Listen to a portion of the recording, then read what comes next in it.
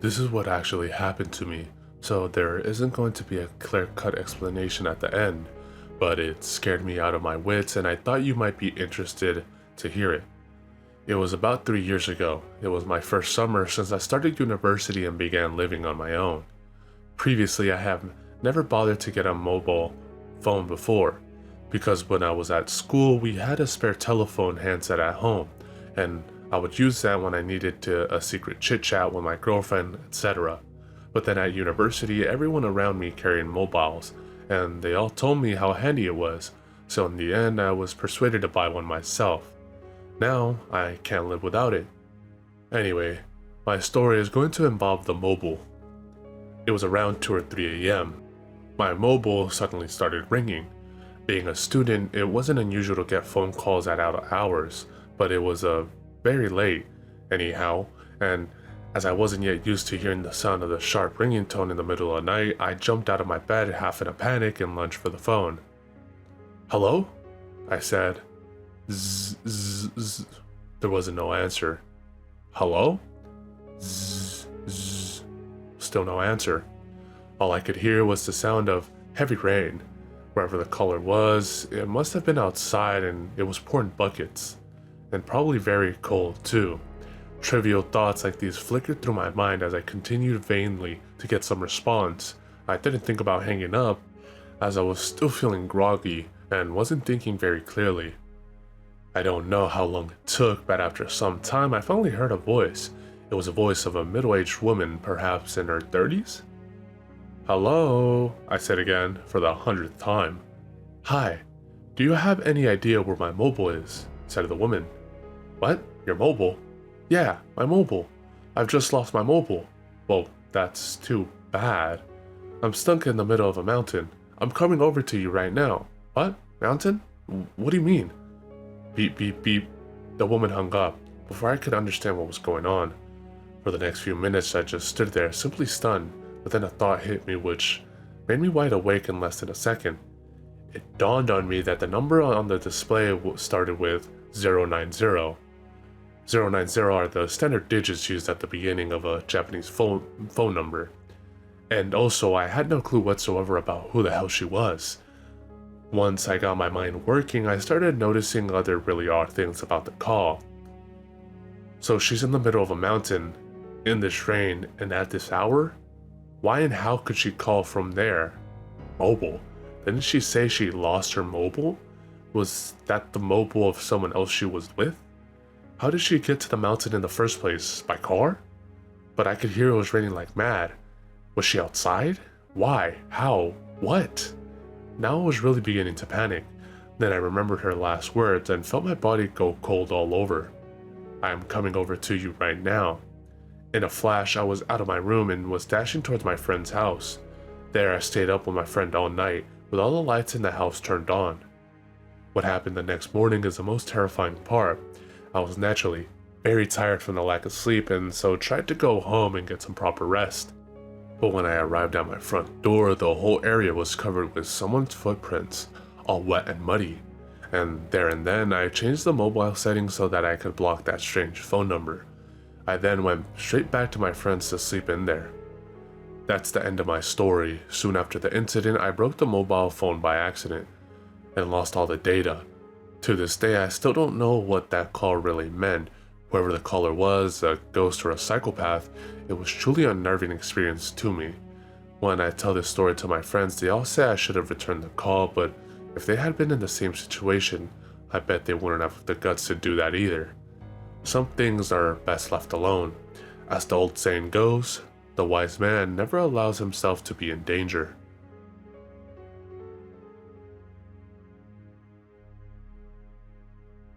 One summer night, I was working late in the office with my colleague. Suddenly, my colleague said, "I can hear some strange noise. Can you?" "Really? I don't hear anything," I replied. "No, I can definitely hear something," he said. "It's like a woman sobbing." I stopped typing and strained my ears to listen. I still couldn't hear anything except a distant rumble in the sky. It was thunder. Thunder was something to be afraid of. If we had a blackout, all the data we have put in so far would be lost. and in the worst case scenario, our motherboard could get damaged as well. We were nowhere near the end of our assignment, but we decided to quit there and then go home. My colleague was reluctant to go home alone, but we were going different directions, so there was nothing I could do. We said goodbye in front of the company's building, and I took the Meijo line from Sakai Station. Today's work was as usual, demanding. As I sighed, I heard the patter of raindrops. Damn, it's raining. I haven't got an umbrella with me. I clicked my tongue and tried to think which convenience store was the closest to Hibino Station where I was getting off at. The train came to Kaneyama. At night, all trains on the line went to Aratamabashi, and so I had to get off there to change. I stepped onto the platform. Then it suddenly hit me. Rain? In the underground?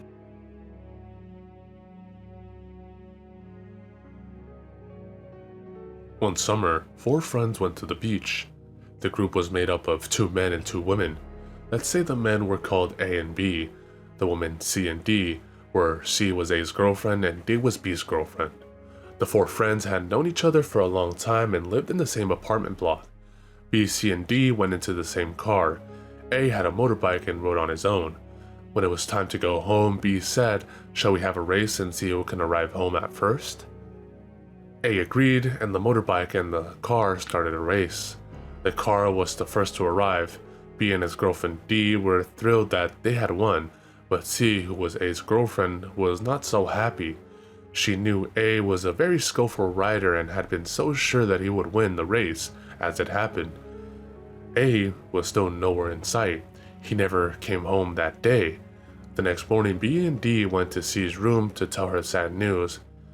"Well, I really don't know how to say this," B started. "I got a call from the police earlier this morning who told me that A had been in an accident. He was speeding when he hit the guardrail. He died in an instant."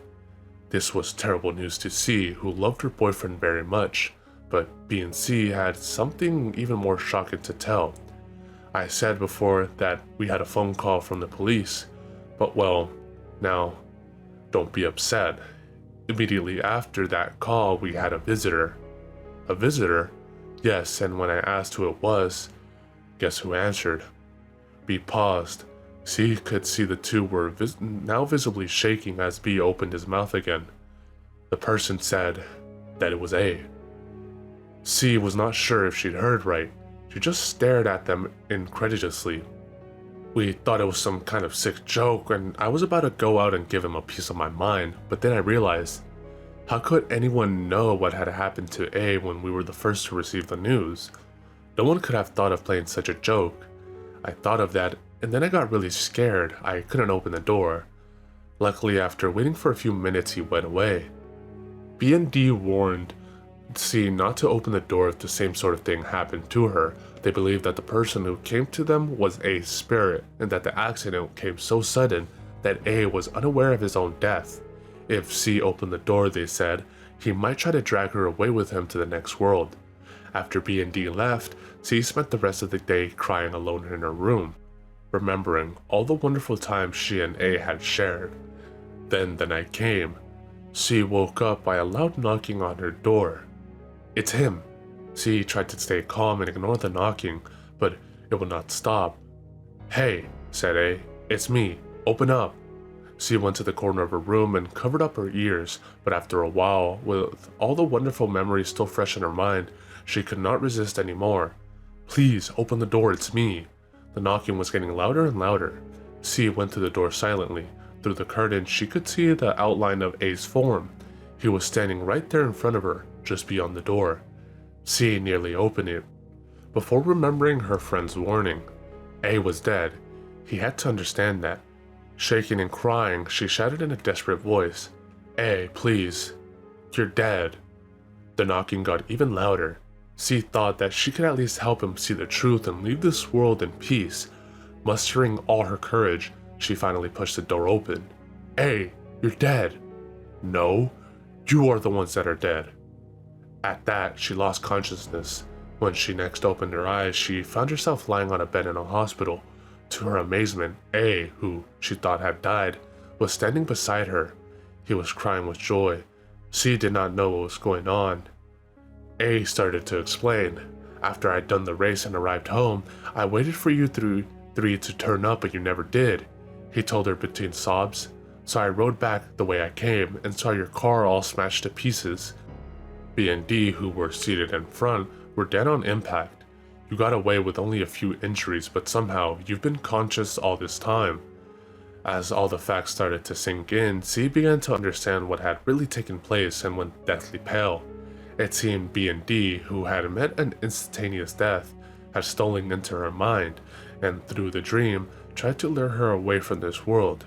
If C had done as they asked, and not opened the door, she too would have been dead, for real.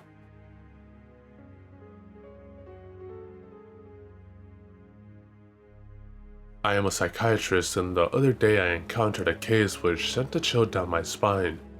Some time ago, a new family moved in my neighborhood, a couple in their 60s and their son, who was about 30 years old.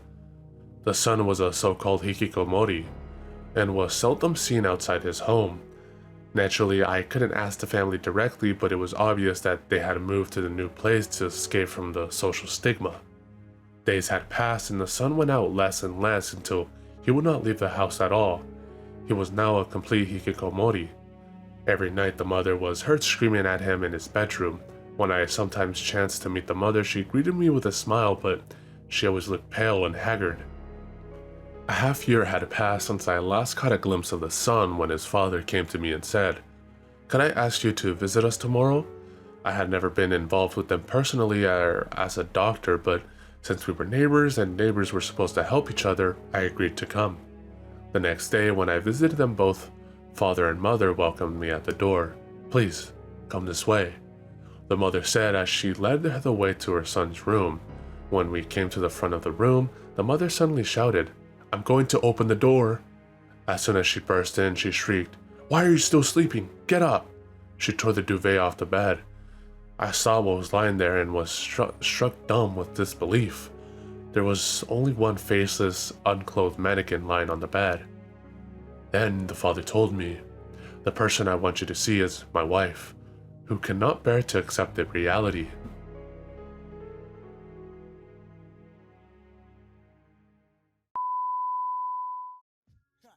In this little shop of horrors, that's how we get down. Yeah, enter the projects on the prairie, scary. Greet you at the gate with Bloody Marys. Blood, a rail full of blood.